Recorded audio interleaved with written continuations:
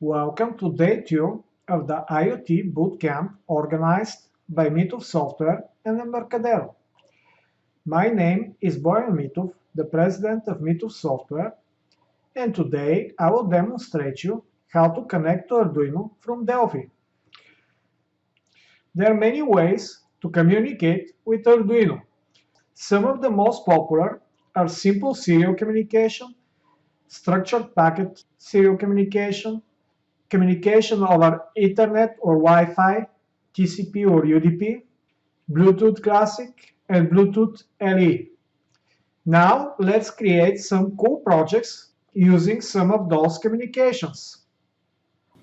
For this project, we'll connect ultrasonic distance measurement sensor to our Arduino Nano. The sensor has 4 pins. We'll connect red wire to VCC power, black wire to ground, yellow wire to trigger, and green wire to echo.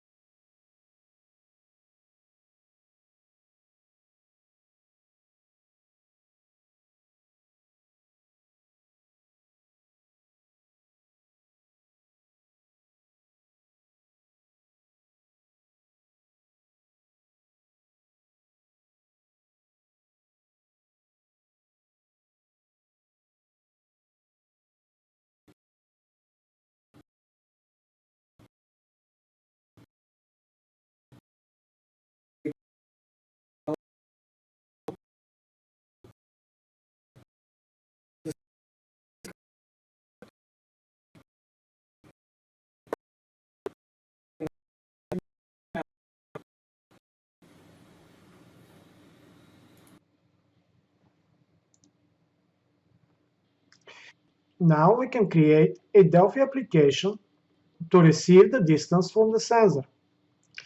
We will start by adding COM port. Double-click on it. Select the COM port of our Arduino and a terminal component.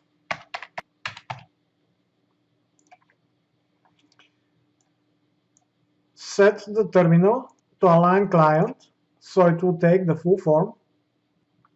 Switch to the open line. Connect the output of the COM port to the input of the terminal. compile, and run the application.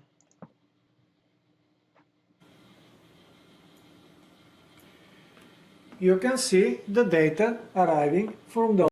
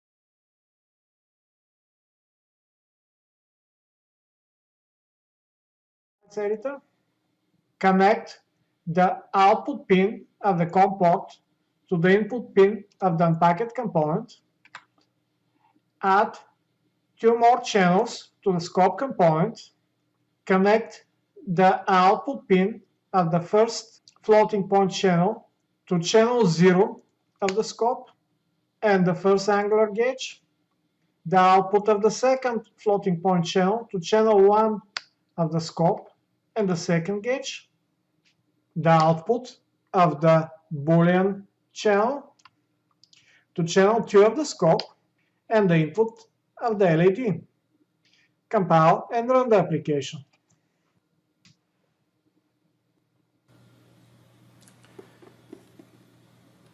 We can use the joystick to change the data that arrives on the scope and the gauges, and by pressing it, we can turn on and off the LED.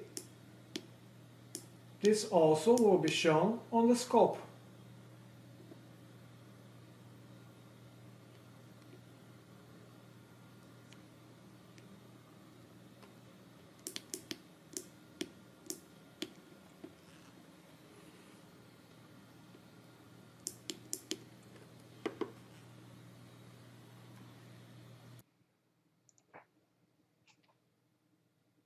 For this project, I will connect a DHT11 temperature and humidity sensor to the Node MCU Mini from my IoT kit.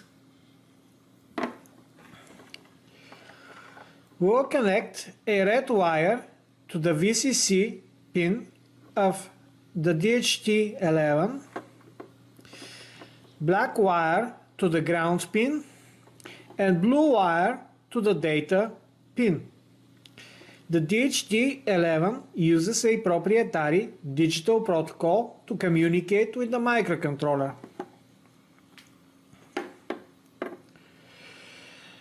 On the Node MCU, we'll connect the black wire to ground, the red wire to one of the 3.3 volt pins, and the blue wire to digital pin 3.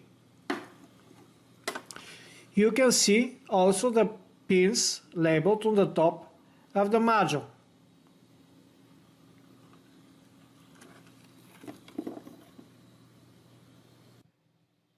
We will start with new Visuino project. Select the board as Node MCU.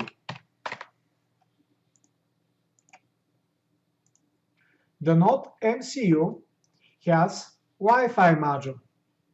First, we need to specify the access point where we want the module to connect. Select Access Points and click on the Period button. Add access point. Enter the name of the access point and the password.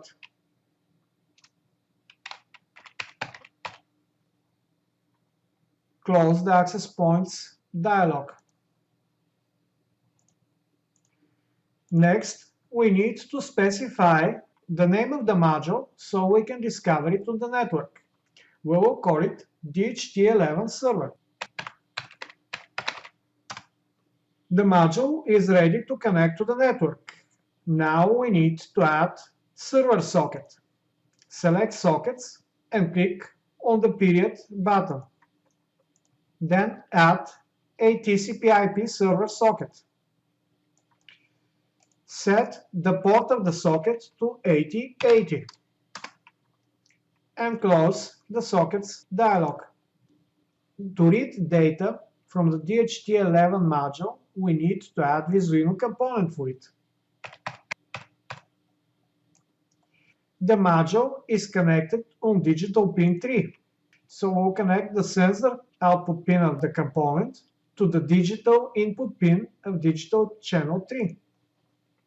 To send both temperature and humidity to the socket, we can use a structure. Select Make Structure Component and drop it in the design area. Click on the Tools button and add 2 analog channels. Close the Elements editor, connect the temperature to the first element and the humidity to the input pin of the second one. Connect the output of the make structure to the input of the socket. The project is ready, however, if we run it, it will send data very fast over the socket.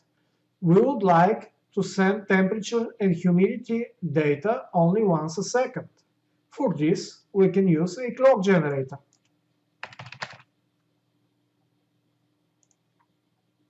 We will connect the output of the clock generator to the clock input pin of make structure. This will specify that the structure is sent only once a second. Now we can generate the code and open the Arduino IDE. Select the board. In this case, Node MCU version 1.0. Select the port. In my case, COM port 8. Compile and upload the sketch. The code is uploading. The project is ready to test. Now we can connect to the Node MCU from Delphi. First, we'll add a socket component. We'll set the host to DHT11 server and dot at the end. Adding dot at the end is important because of the way the name is resolved on the network. For port, we'll enter 8080. We will add split structure component. Scope component.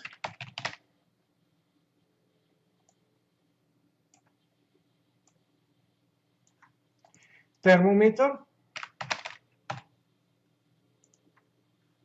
And analog gauge.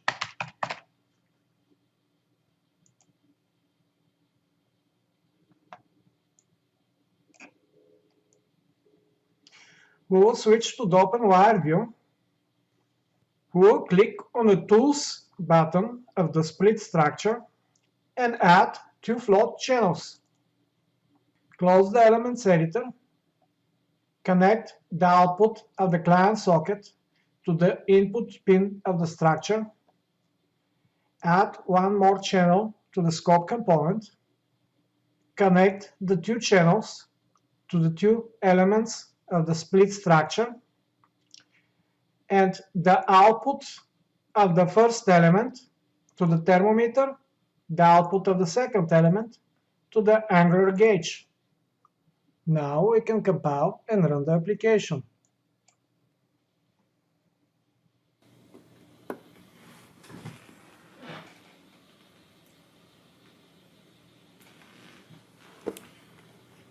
You can see that the data starts arriving once a second. And if I warm up the sensor, the temperature will start changing and the humidity will increase from my finger. The DHT11 is not very sensitive sensor, but it is cheap and very affordable. So it is very often used for small test projects. You can see the data updating once a second. And if I move away my finger, the temperature will stop dropping and the humidity will return to normal.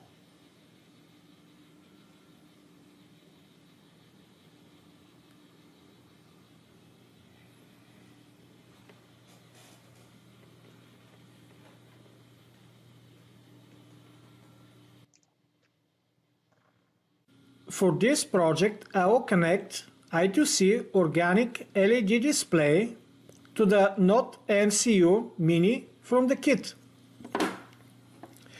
The display has 4 pins. We'll connect black wire to the ground pin, red wire to the VCC power, yellow wire to the SCL clock for the I2C, green wire to the SDA data for the I2C. On the Node MCU side, we'll connect the black wire to one of the ground pins, red wire to one of the 3.3 volt pins, the yellow wire SCL to digital pin 1, clock for the I2C, and the green wire to digital pin 2, data for the I2C.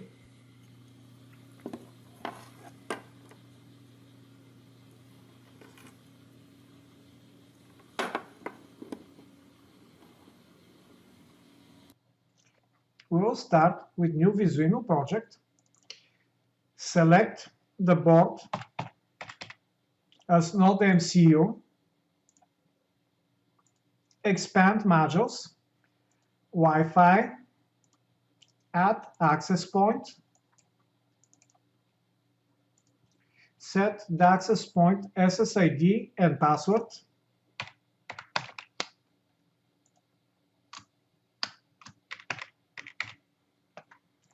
close the access points editor. In the modules Wi-Fi, set host name as OLED, add a server socket, set the socket port to 8080, close the sockets editor. Now it's time to add components to control the organic LED display. Type OLED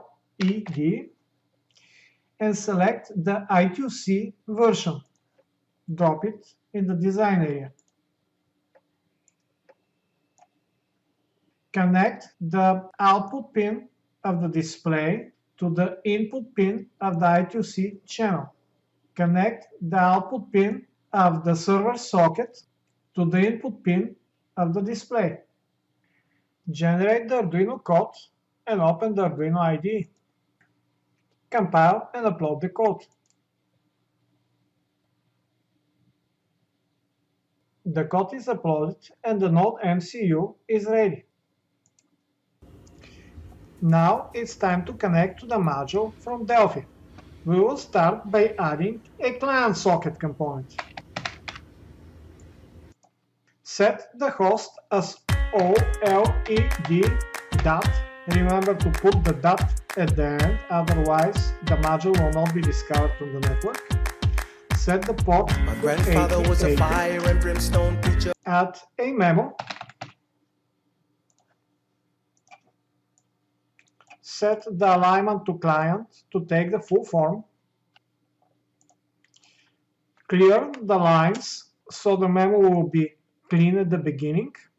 Switch to events and create on key press event. In the event for the client socket, call send and pass the key. Compile and run the application.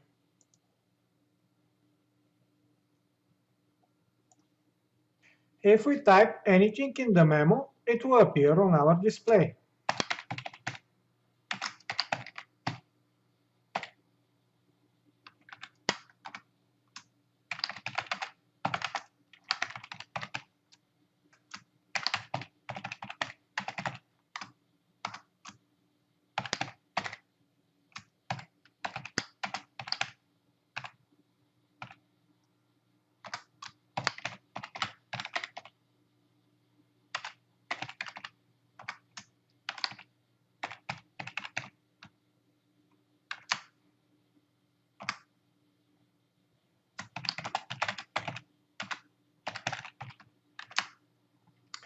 As you can see, the display is working as programmed. For this project, we'll connect a servo to the Node MCU Mini from the kit. The servo has three wires, orange, red and brown. The brown wire is ground Verizon customer and we service. extend it I have with a contract male with... to female jumper wire of black color for the ground. The red wire is power Gee, and that we says I can't extend go it over my with data red limit. male to female jumper wire. The orange wire controls the servo and we extend it with orange wire. Theodosia writes me a letter every day. The servo is 5 volts I'm keeping her bed warm while her husband is the away. Node MCU Mini has VI He's on the British side in of Georgia, that trying conveniently to keep the has colonies 5 volts alive. from the USB. Well, he can We'll keep all of connect Georgia. the red wire to Theodosia, this she's pin. mine.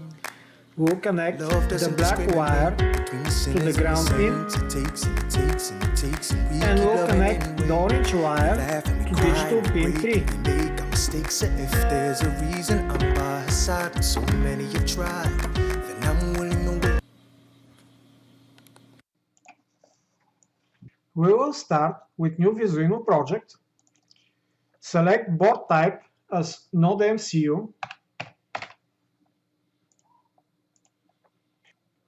Expand modules, Wi-Fi. Set the host name as servo. Add access point.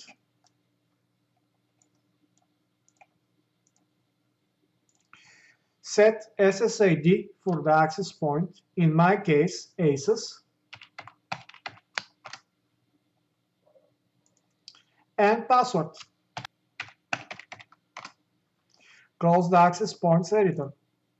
Expand modules, Wi-Fi, and add a server socket. Set the port to 8080. Close the sockets editor. The data will arrive as integer value. We can use split structure to extract the value from the packet.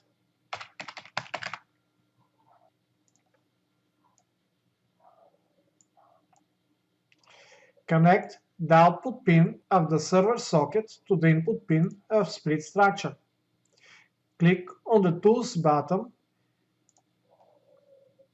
and add integer channel. Close the elements editor. The integer value will be between 0 and 1000. We need to convert it to range of 0 to 1 for the servo. For this, we can divide it by 1000. Add divide by value component. Set the value to 1000. Connect the output of the integer element to the input of divide by value. Now we need to add component to control the servo.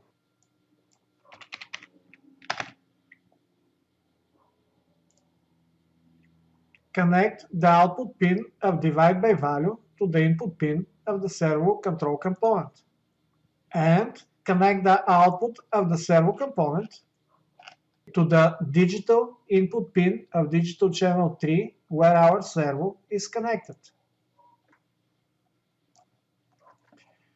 Generate the Arduino code and open the Arduino IDE. Compile and upload the project. The code is uploaded and the module is ready. Now it's time to connect to the module from Delphi. We will start by adding client socket component. Set the host name as servo followed by dot. Make sure you add the dot at the end, otherwise the module will not be discovered on the network. Set the port number to 8080. To pack the data, we'll use make structure. And we'll use a track bar to control the servo.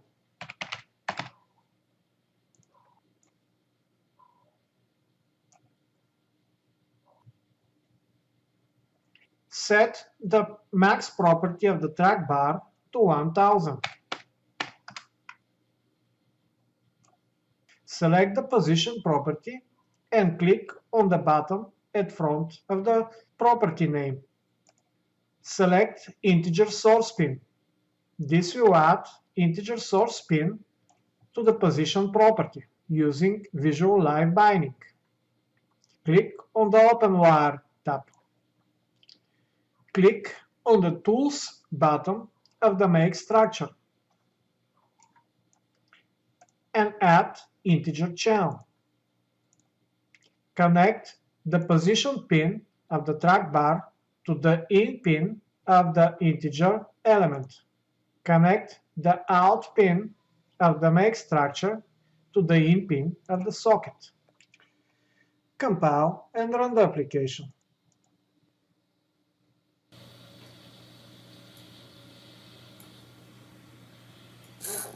You can see that we can use the track bar to control the server.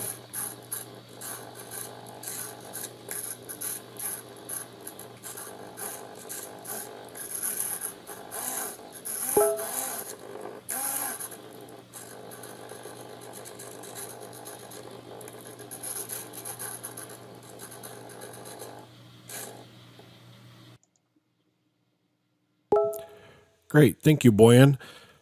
This is Jim McKeith. I'm going to take it from here and show you a few other possibilities, starting with some Arduino, and then I'll move into some of the other IoT components that are part of RAD Studio. So in this example, what I'm going to do is it's kind of going to be the round trip. We're going to read a value through inputs on the Arduino and then make a decision based on input at the computer's level, and at that point, then push the value back out to the Arduino again.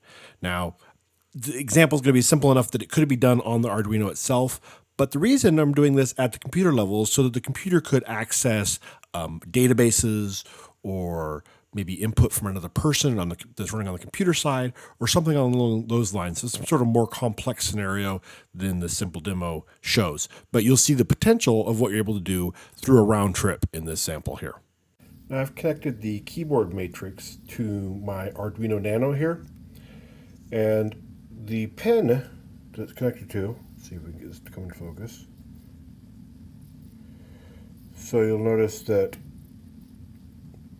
come on, let's focus. There we go. All right. So right there, that is digital 3, and that is digital 2.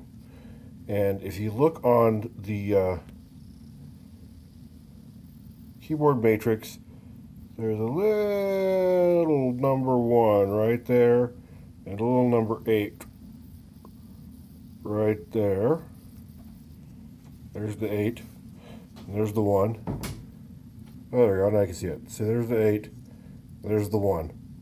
All right, and so this is the side that's got the other printing on it here. And so the 8 is going to be connected to digital 9, and the 1 is connected to digital 2. Instead of building this sketch from scratch, I'm going to explain how it works and why I didn't build it from scratch. This is an Arduino Nano because that's the board I'm connecting to. And I'm using the keypad here. Now, with the keypad, you come in here and you put a keyboard group in, or a character key group in here. And then in the character key group, you add keys. Now, there's 16 keys to add. And for each key, you have to put the value, what character it is. So here, see, character key 1 is a D, 2 is a pound sign, etc. I didn't want to go through and program all these in. And I went out and looked at Boyan's Instructables, and sure enough, he had a project that did this already. So I just downloaded that one and made a couple modifications. I will point out here, though, this is pin 0 is digital 2, which is what we wired it to on our Nano. And also this one uses the rows and columns. The rows come around here and connect on this other side, which I thought was kind of interesting.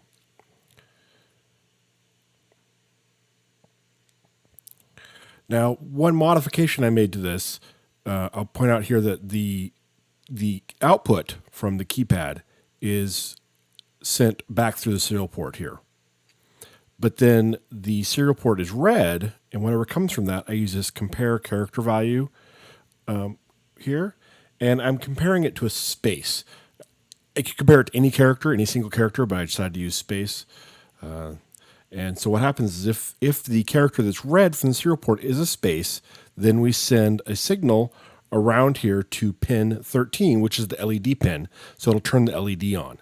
And so what'll happen is if I receive a space back through the serial port, the LED comes on. If I receive any other character, the LED goes off.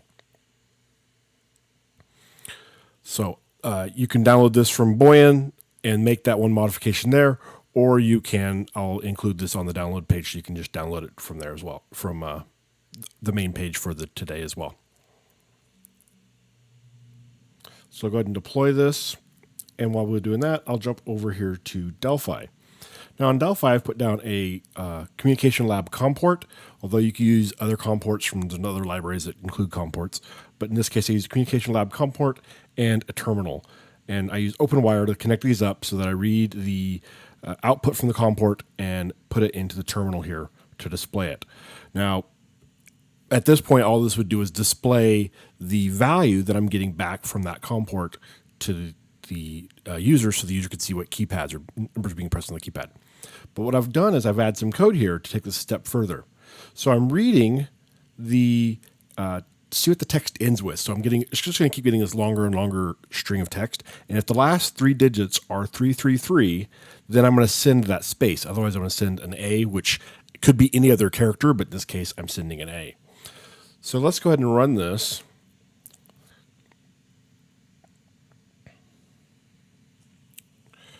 And I'm going to see if I can synchronize up here the video.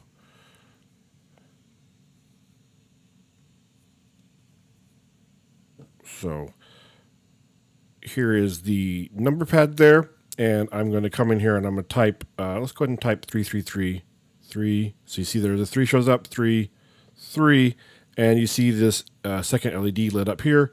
And then as soon as I type another character, so I'll type A, which my A doesn't work on my number pad.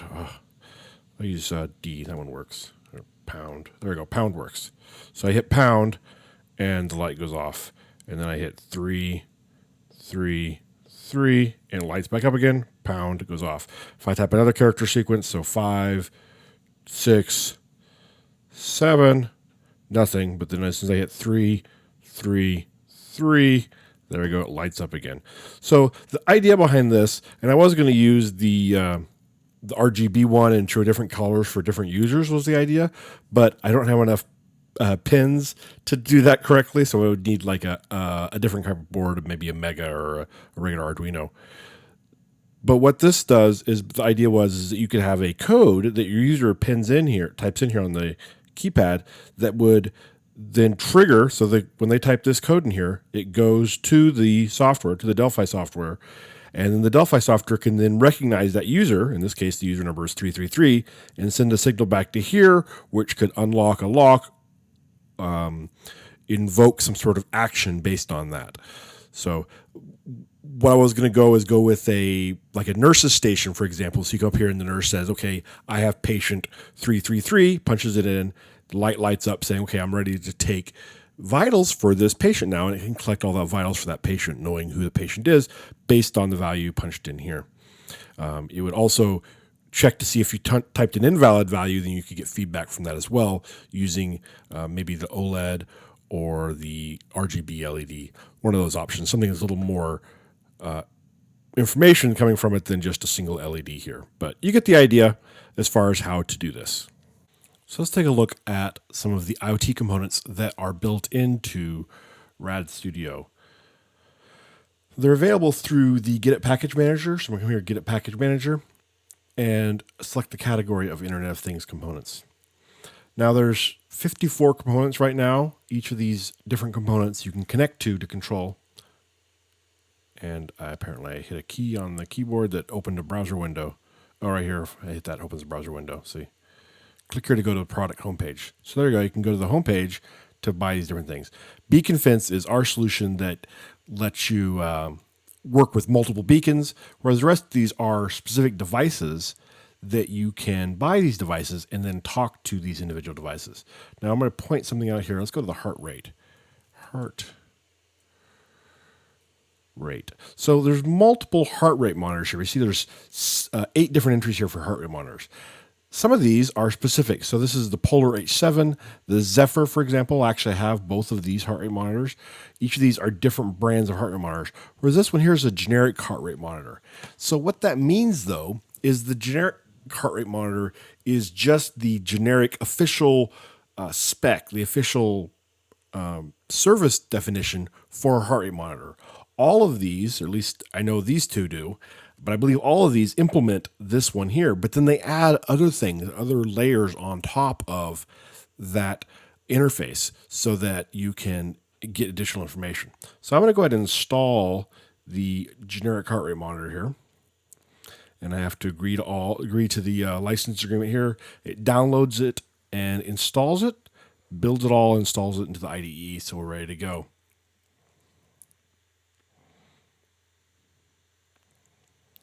And then what it does is it opens up a sample project for you here. So I'm going to go ahead and close this and take a look at the sample project. Now, on the sample project, you're going to see it has, this is the generic heart rate monitor component. So this component was installed into the IDE so that we can work with it. And then this application knows how to talk to that component. Now, this is kind of a generic looking application, not just because it's the generic heart rate monitor, but it's a basic application that can then read and write multiple values. In the code, if you look in here, if we scroll down here, we're going to find there's a spot right here where these specifies the service GUIDs that are used to identify that particular service, those particular services.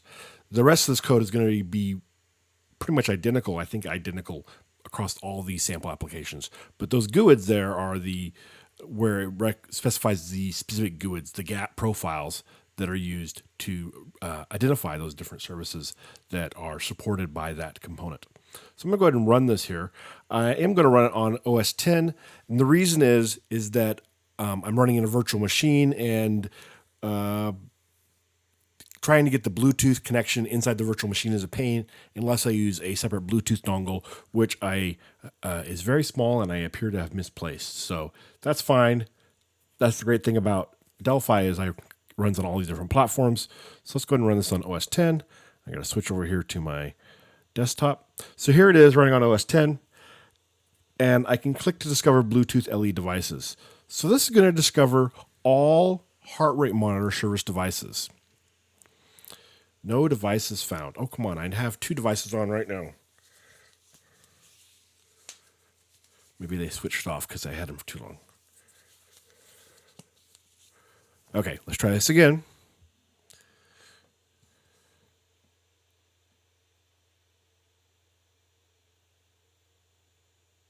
So there's the Polar. Why aren't you seeing the Zephyr? Oh, there we go. The light's on. So yeah, they shut off. Apparently my heart stopped and they just said, oh, we're not doing anything anymore. And so they quit reporting information. There we go. We're seeing both devices. That's the fun thing about working with all these different devices is keeping them all turned on, batteries alive, so on and so forth. So here's the Polar H7, here's the Zephyr HXM, and then I'm not sure if this is a serial number, a model number, or whatever for that particular device. So this is the name of the device. Now I can select one of these, and once I do, it's connecting to the device.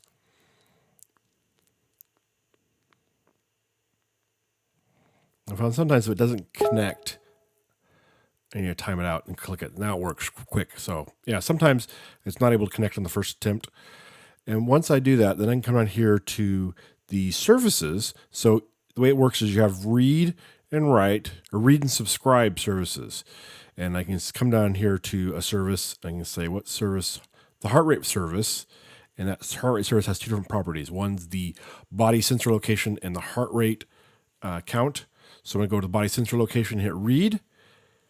And this is going to ask the heart rate monitor where it reports as being attached on my body. It says it's on my chest. Now, this is hard-coded for these heart rate monitors, But some heart rate monitors, for example, could have different positions they support. But these heart rate monitors always support report chest.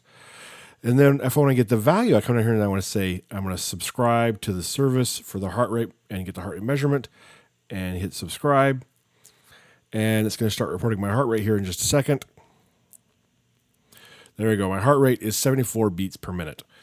And in theory, if I move around or let's see if I can, yeah, there we go. See, it's going up, 76. And if I set really still, there we go, still going up because I was bouncing on my exercise ball. Wow, look at that. So there's a little bit of delay there. I'm not sure why there's delay. Earlier this was much faster, so I'm not sure if it's because I'm recording or what, but everything has gone slower. So I'm going to take some slow, deep breaths and see if I can reduce my heart rate now.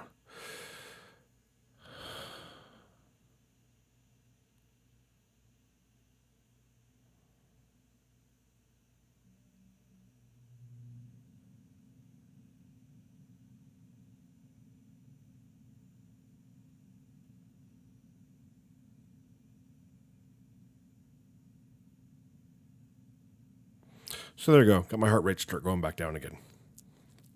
So there's reading my heart rate. So I'm going to switch over here to the Zephyr. Connecting to the device, connected. And again, let's just come in here and read the heart rate on the Zephyr. Heart rate measurement, subscribe. 73. So I'll try just taking a deep breath and it's calming down.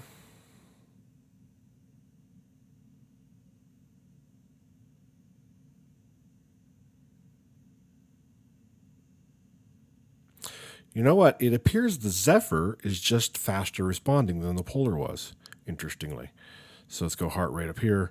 I'm not sure what this other value here is. I can write to it, but not read from it. So anyway, it goes through. What it does is it's enumerating the Bluetooth device, saying what services do you offer, what properties, and or based on the component, and whether you can read or write to it. So I'm not sure what you're writing to this one here. But anyway, that's fine.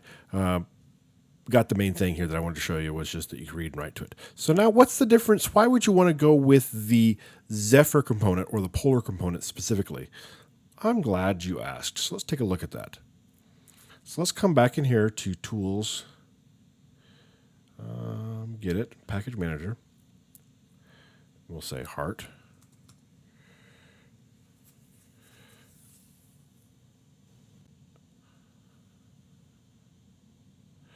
And I'm going to go ahead and install the Zephyr.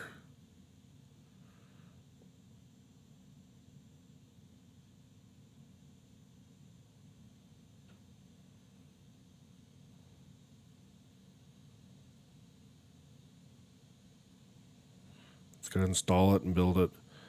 Same change as the demo. No. So it closed the generic one, opened the Zephyr demo. And actually, I don't need to install the Polar. I was going to install the Polar too, but we'll just go with the Zephyr for now. So now we're using the Zephyr heart rate monitor component. But we still have the, if I go search heart, we have the generic and the Zephyr both installed here. So I could use either one, but right now this is set up to use the Zephyr. Now if I look in the code here, when I scroll down here to the spot, see this? We have a whole lot of additional services that are programmed in here that it knows to look for. So let's go ahead and run this one on my Mac again. And I have tested these. These do work on Windows. You just need to have that Bluetooth dongle. I think my son borrowed it because he could connect his Bluetooth device to the old desktop upstairs. So discovering devices. No devices found. Yes, there are devices here. My heart did not stop.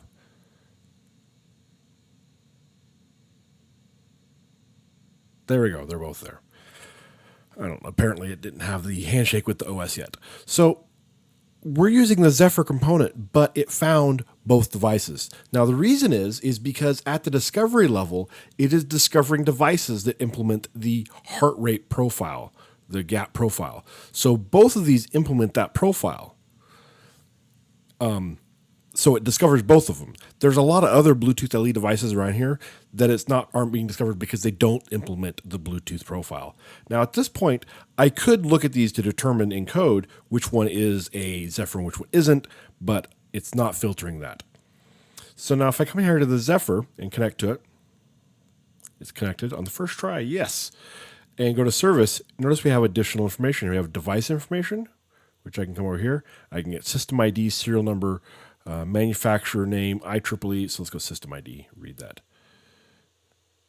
There's a system ID. So there's lots of other system information here. So this is stuff that was added by Zephyr to their heart rate monitor. Additional things that were added to it that are not part of the baseline heart rate monitor gap profile. We can also get battery service information. So see if my battery's dead or not yet. That's really useful to have. 68. So I guess it's 68% there. Now down here, I can still subscribe to the battery service. That's kind of useful. So I can find out what the battery is as it's changing it. So the difference between a read and a subscribe is a read reads the value once, whereas subscribe means that when it changes, it'll give me a value. So apparently, I'm not going to find out what it is until it changes battery values there. But let's go ahead and subscribe. I'm not sure what this one is here. Oh, the Zephyr measurement. So let's see what that is. So this one is pulling out a whole bunch of information here. Activity field, peak acceleration. So this is getting a lot more information about. It's probably like reporting like whether the heart rate's going up or down, and some different information that would be more useful. So the Zephyr app that you have on your phone would be able to tap into that additional information. Of course, since you're using Delphi or C++ Builder and have access to this Zephyr specific component, you of course can tap into all that information as well. So subscribe to the heart rate, and we should see the heart rate there is right now at 80 beats per minute. So I'm getting excited because of all these cool features. Of course, now I'm not excited and my heart rate's going back down again. So what happens if we connect to the polar now? So connect to the polar, come here. All these property drop-downs are still the same because those are, we've told that we can look for these. Now, if I go to, actually let's come out here, we'll do service, heart rate measurement, and hit subscribe. Yeah, the polar is just slower than the Zephyr. That's interesting. There we go. We're getting the values back. So this is the baseline heart rate service that is supported on both devices. But if I go in here and say, let's read the battery service, the battery level, and hit read,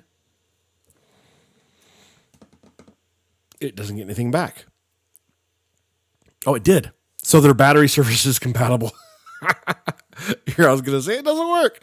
But if I come down here and do the, there was that one that was the Zephyr. That's right, this one here. The Zephyr. Yep. Oh, I have to select characteristic first. Property. Zephyr measurement. Hit subscribe. Wow. So that now you know if you're buying a heart rate monitor, get the Zephyr, not the Polar. The Zephyr is a lot faster response. Yeah, so we're not getting anything back. So it doesn't know how to respond to that one. Likewise, I think if we come up here and get device information, we'll try it and see. I might be surprised. And hit read for the system ID. Dun, dun, dun, dun. And nothing came back. So it doesn't know how to respond to that one. So some of these are compatible, some of them are not. And so, but if I were to go through and install the Polar component, tools, get package manager.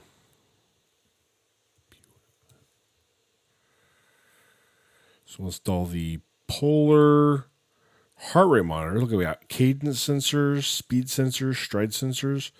Wow, you could get like a whole Polar set of sensors installed on you and go out and write an app that can connect all of them and do all of them. It's really amazing amount of possibilities here. Also, something else, if you are interested, you could implement your own Bluetooth device. We have another Bluetooth Explorer Bluetooth LE Explorer you can use to discover information about devices as well.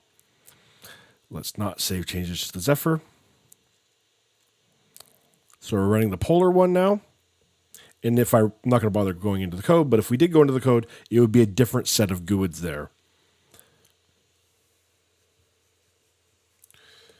So we'll drag this one over here so we can see it. Click Discover Devices.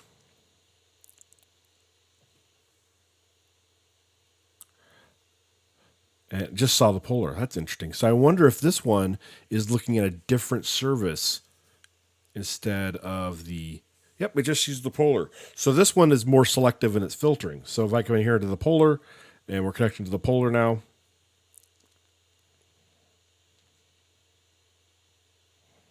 That's right, the Polar is slower to connect to.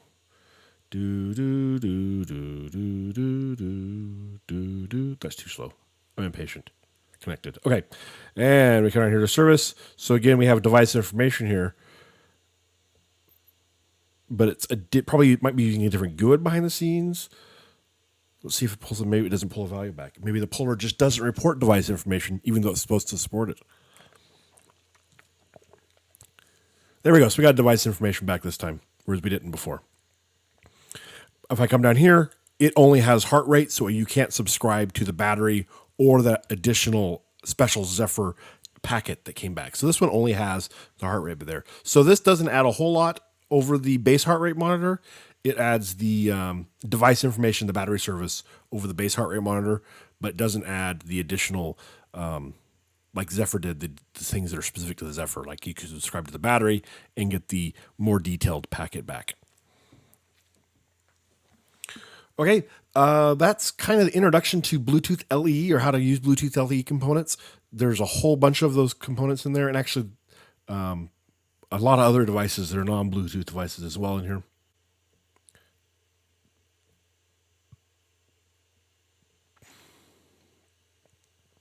So these are, you're connecting over the probably Wi-Fi to the Z-Wave devices so that you can control Z-Wave devices. You're going to connect to the base station over Wi-Fi, so you can then connect to the Z-Wave devices.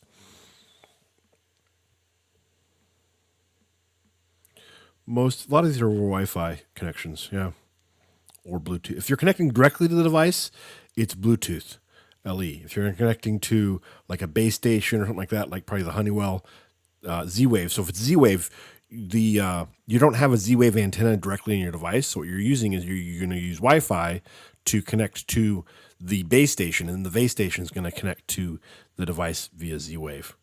Interestingly, here's this one. Here it's got its own SDK you use. This is you wear this armband, and it can sense the muscles in your arm, and so as you move your hand, it returns gesture information. So you can make like gestures with your fingers or movements with your hand and get that information back to you.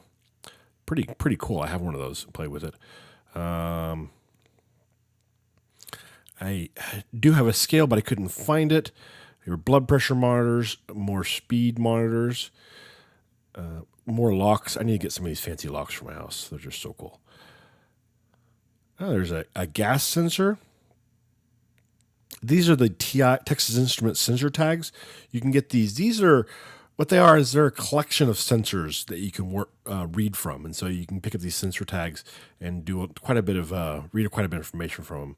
They're developer, developer tags that you can work with to do things. And then there's the other scale, more heart rate monitors, and another door lock. So there you go. That's the different devices that are available through the Get It Internet of Things ThingPoint options.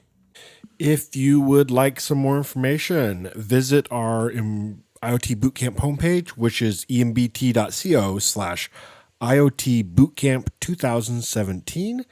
That's where we're going to have links to all the replays, and all the additional resources will also be available there. It's a process to gather resources and put them up on there, but they should all be available on there eventually. So do visit that page, embt.co/IoT Bootcamp 2017. Day 1 replay is already available there. Day 2 and all the additional days will be available there in the near future. Okay, now it's time for Q&A. We're syncing back up between the YouTube and the GoToWebinar feeds right now.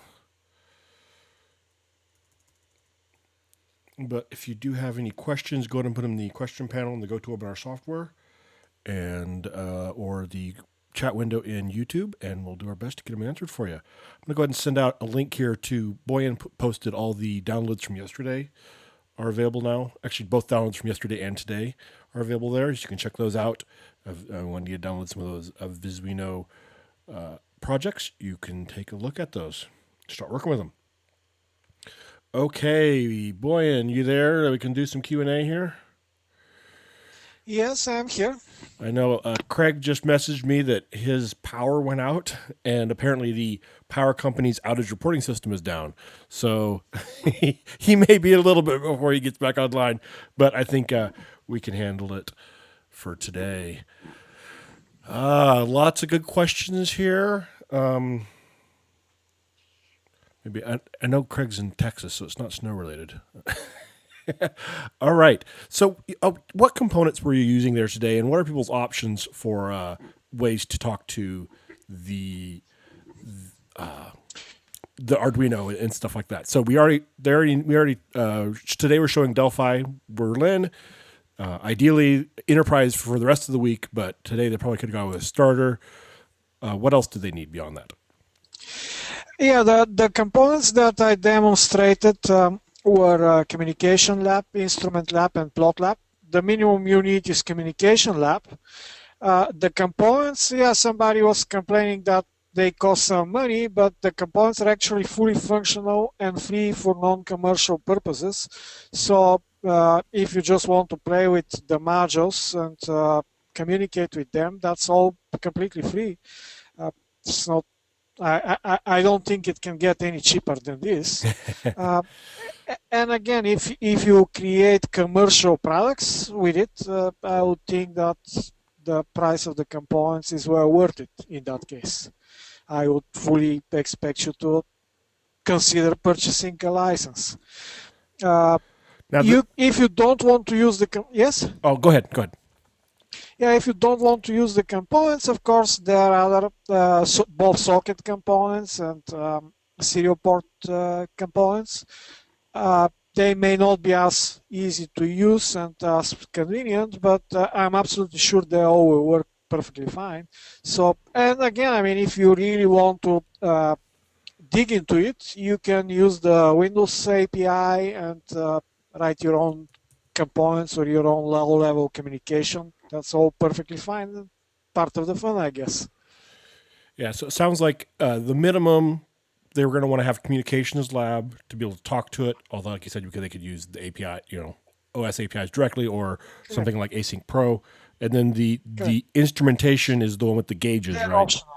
They're optional. They make it much easier to display and visualize the information, but they're absolutely not essentially necessary. The only essentially necessary item is communication lab. Yep.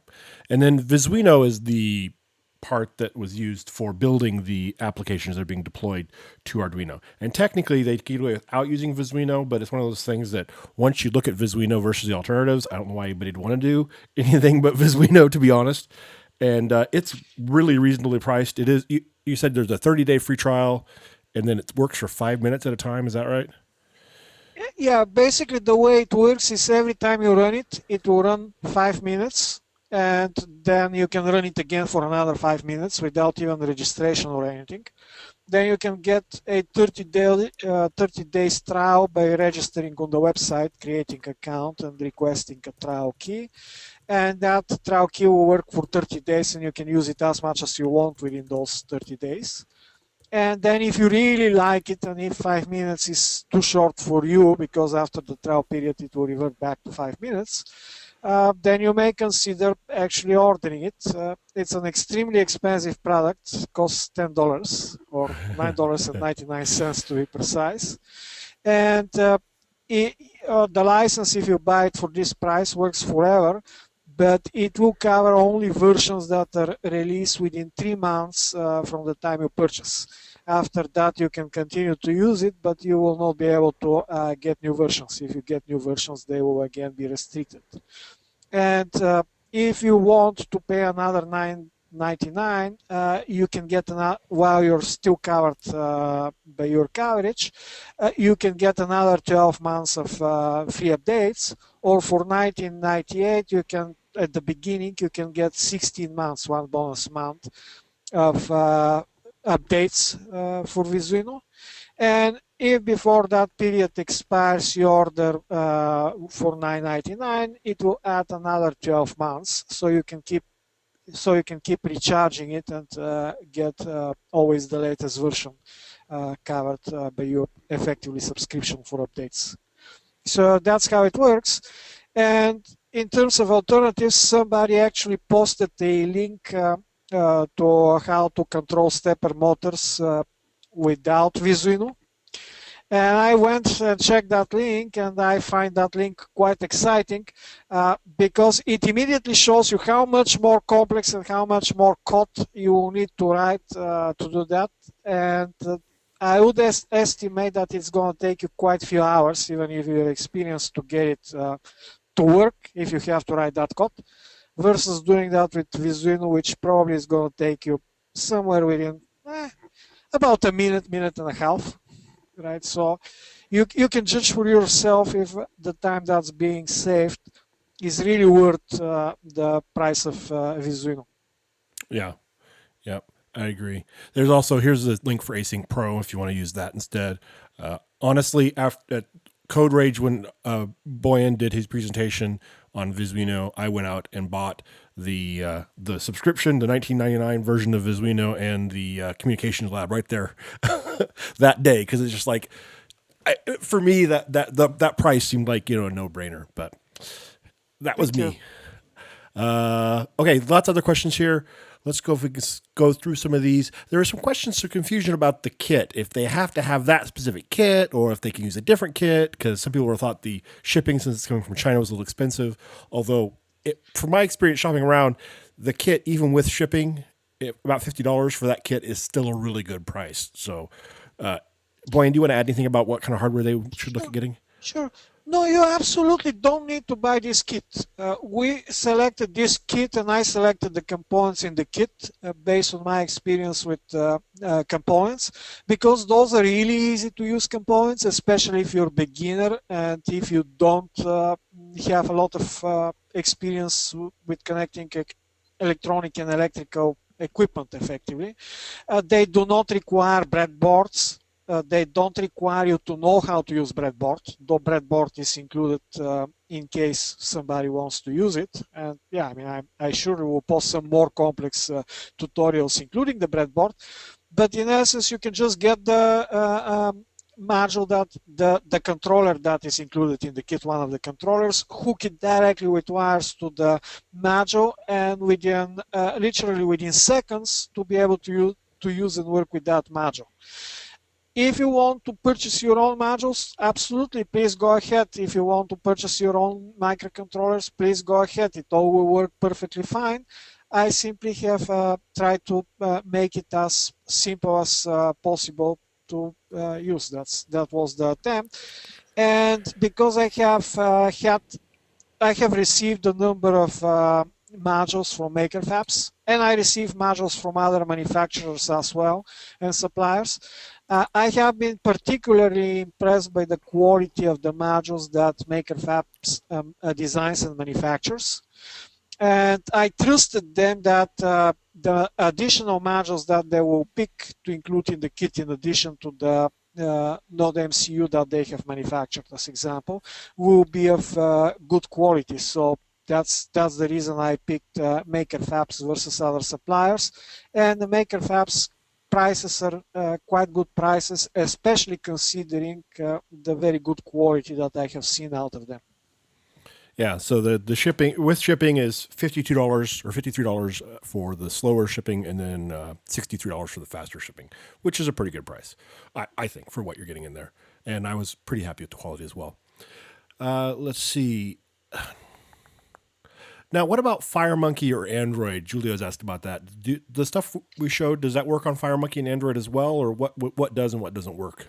Well, Under Windows environment, Monkey, everything will work. The only component that's not available at the moment is the terminal component, and that is quite easy to simulate with Memo's example. I probably will port it at some point. I simply have not had chance, and it hasn't been priority. On a large portion of the components in Communication Lab have already been ported to Android and Mac. That includes even the, we didn't demonstrate it, but that includes the MQTT component. And I'm working to finish porting everything, but again, this is a considerable amount of work, and I'm doing my best handling well over 40 products effectively, just literally by myself. So it is sometimes a little bit of a challenge to get everything done, but whoever has been following the Mac port probably has noticed the great progress that has been made in terms of porting almost everything to Mac and Android already. Yeah, it's a pretty impressive suite of products you have there. To have them on all those platforms, a lot of work. Let's see. This is an interesting suggestion that was made here. It said it'd be useful if you could inject a piece of code in Visuino between two modules. So you can just say, when this happens, I want to execute some arbitrary code that I want to write here and write in Visuino. This has been planned for quite a while. I have been planning a professional already for nearly 2 years, professional version of Visuino. And I have already started work on that Visuino Pro version. Visuino, the reason I have priced it so low is I really want, in my experience, okay, I'll give you a little background of how this whole Visuino thing happened. I have been running this business for 15 years now, and I always have worked with luckily pleasant people. But after 15 years, you eventually run for first time into somebody who is not that nice. So I was very frustrated with one of the contract customers. That wasn't me, was it? Contract for them. So out of frustration, at Christmas time, I bought myself my first Arduino kit, hoping to relieve my nerves a little bit. And when I started playing with it, however, I discovered that programming Arduino is not as simple and not as enjoyable as it should be. So it's very easy to kind of get the modules, hook them, and stuff. And when you get to the programming part, it starts to get frustrating. And I can assure you that's the case, especially with the Arduino IDE. So I immediately thought, well, there should be a better way. And then I started looking for solutions, something like, graphical solution or something closer to, let's say, Delphi or something like that for Arduino. And I discovered that there is absolutely none, and that there are other people looking for something like that themselves. So I said, well, hey, let's try to see if I can put together something. So I started putting it together. And so it happened that it was just a few days before it was the Delphi week for the anniversary of Delphi at that time. 20 years, that's right. 20 years of Delphi. And literally during that week, I created Visuino from scratch. And that very week, at front of Jim McKitt and David I, we decided to go live, and I showed it to the world for first time.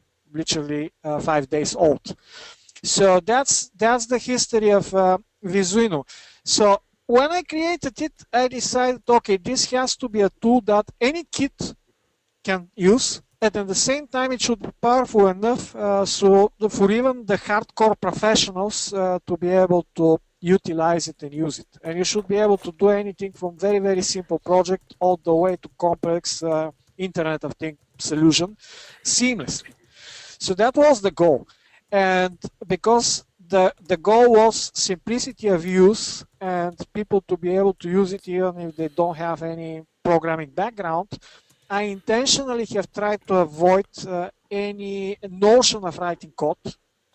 The other reason for that is that Visuino generates code in a smart way, trying to optimize it, distribute it between multiple cores in case there are multiple cores, or utilizing interrupts on the microcontrollers whenever interrupts are possible. So if you write your own code, you literally prohibit some of that from happening, and the end result of the code will be less efficient. Let's put it this way. So if somebody wants to write code, that will have to be in a more professional version where more power is exposed to the end user intentionally, but the end user is allowed to shoot himself or herself in the foot, if you know what I mean, by potentially writing a code that can mess up the entire thing, right? So that is the reason I want to create it. And again, because I wanted to create it so every school kid in the world can afford it, I basically ran a survey, and the suggested price was, the lowest suggested price by anybody was $20, and I decided to halve it. And I wanted to go even lower in price so it can be even more affordable. But I discovered that the credit card companies have quite high processing fees, so I simply cannot go reasonably lower than $10. So that's why it is this price, and that's why if I decide to allow coding, it will be slightly more expensive. Again, it hasn't been decided pricing model or anything, but it will be a more powerful and more advanced professional version. Not that the current version is not advanced already, but I really want to create a professional version that will be in its own league, per se, in terms of capabilities and functionality, and will be well worth its own price if you decide that the basic version is not enough for what you need. Very cool. The annoying person you had to work with wasn't me, was it? Pardon me? You said you had to work with an annoying person. Was that me? No, it was not you. Okay, I know I can be pretty annoying. No, trust me. There's some rarely exceptionally nasty people in this world, and I have been lucky for 15 years never to run in one of them. So, well, when you get around 50, it's probably about time to meet your first unpleasant person. Let's put it this way. I guess so we can thank that unpleasant person for inspiring you to build Visuino. Pretty exciting. Yes. It's great to see. Yes. It's really powerful tool. There's a question. Yes, as they say, I mean, if life gives you lemons, try to make some lemonade. That's right.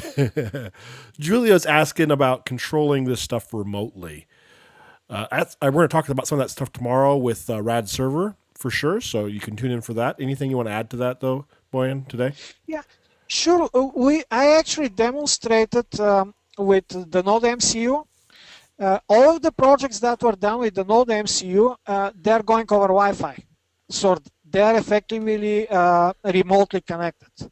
And yeah, I mean, Node MCU Node MCU is a controller module which is based on the ESP8266 chip which is on it.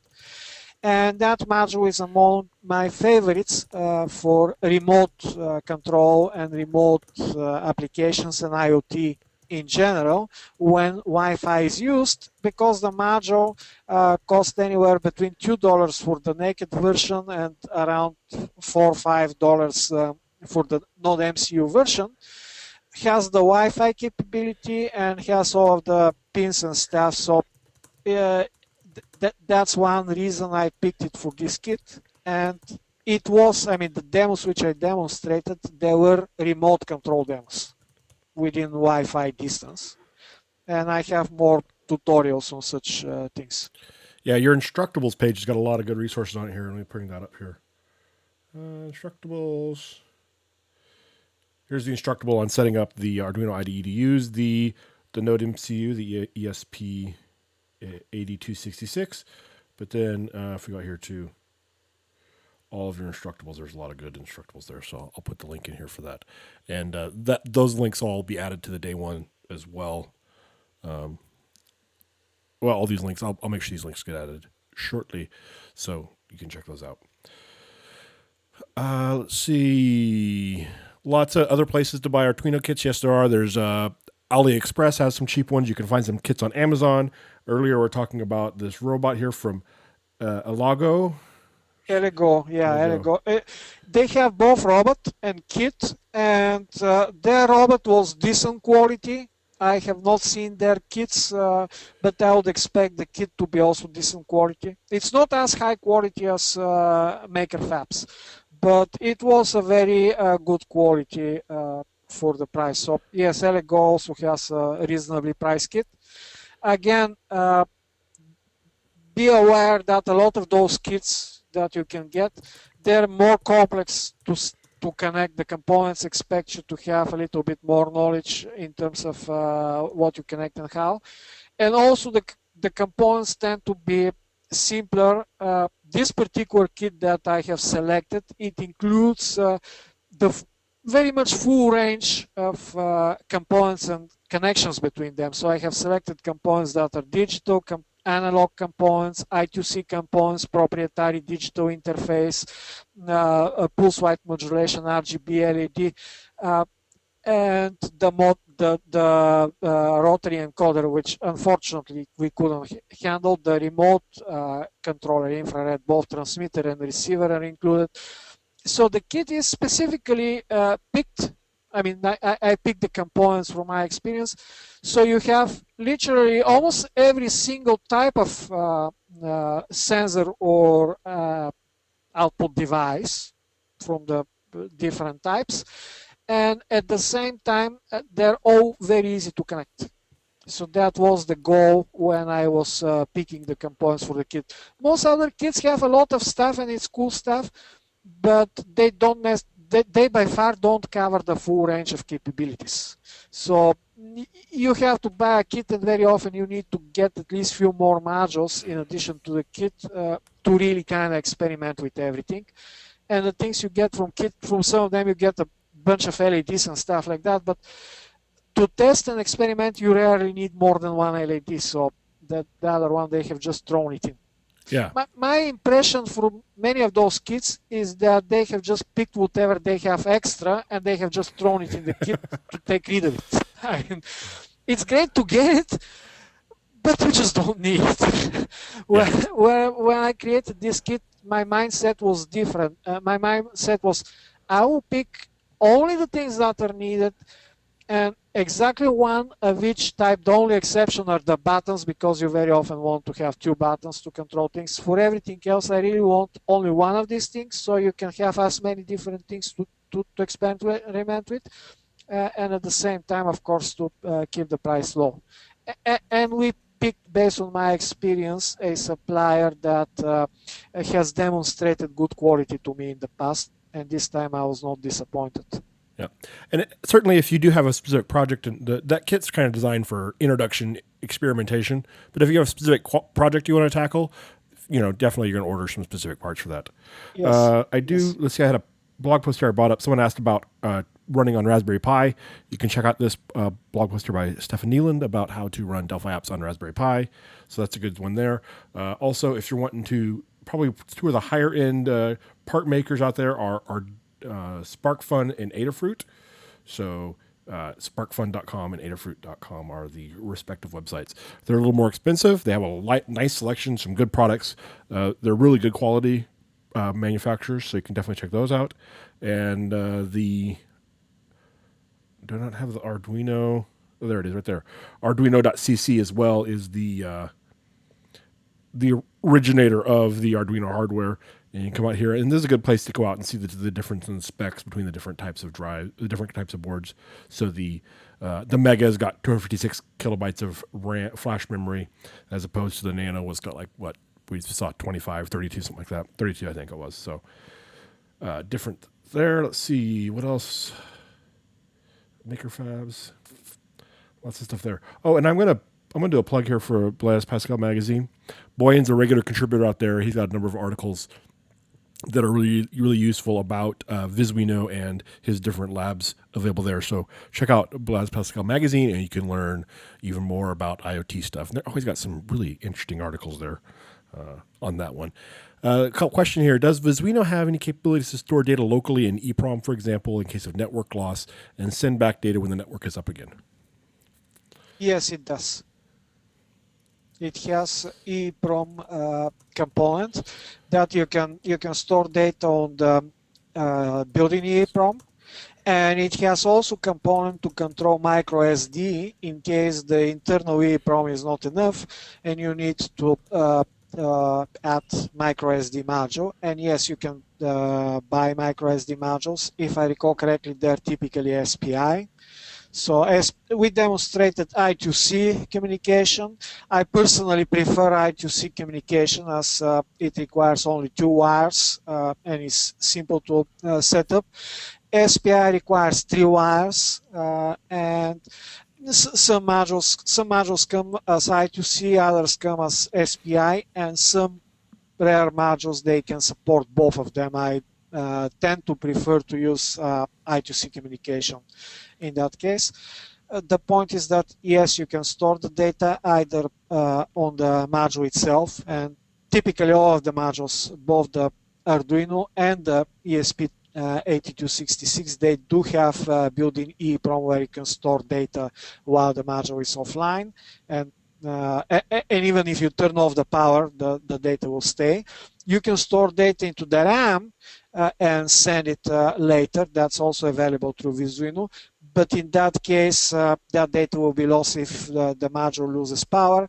And of course, you can add, as I mentioned, the micro SD outside. And you can buy micro SD slot module for about $1 or so on eBay. That's where I get my ones usually. Okay. There's also a question here about Delphi MQTT server so that Visuino can send data to it.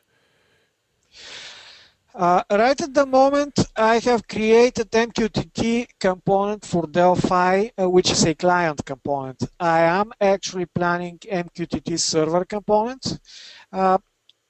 That's something that will happen. I will disclose something which is under development at the moment. I cannot say when exactly it's going to be available. But I am working at the moment on another functionality and another library, which is called Control App. And Control App will contain Modbus protocol for whoever is interested in industrial control and SCADA type of solutions. So Modbus also will come to Visuino. It most likely will be the first introduction of the Visuino Pro, because it will be really targeting the industrial automation industry. And yeah, I mean, those are more professional protocols. As soon as I am through with the Modbus, I will see whether or not I can implement MQTT server functionality in Delphi. At the moment, if you have MQTT server, or if you sign for one of the online MQTT server accounts, like there is a free account from Adafruit that I have used, you can connect to that MQTT from both Delphi and from Arduino programmed, from Visuino programmed Arduino devices.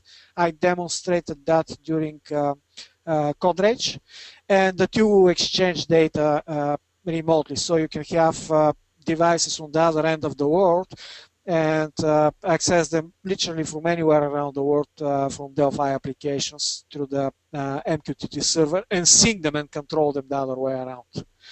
And you can pick your own MQTT server. There are a number of online accounts that you can create. And some of them are free, there's some paid, and so on and so forth. But both Delphi through Communication Lab and Visuino do support the client side of MQTT.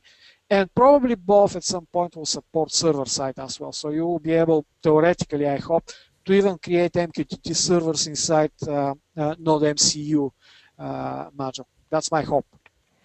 So Geert has some more questions about this. I'll let you follow up with Boyan, specifically Geert, because I think we need to finish up here. This has been a lot of fun. Thank you so much, Boyan, for putting all this together and working with us on this boot camp today. You're very welcome, and thank you everybody for attending. So Boyan does have a great community around his labs and as well as around Visuino. You can join those to check out to learn more about about these, and we will talk to you all later. Thanks so much. See you all tomorrow for RAD server integration. We're going to start building the stack. All right. Thanks a lot. Bye.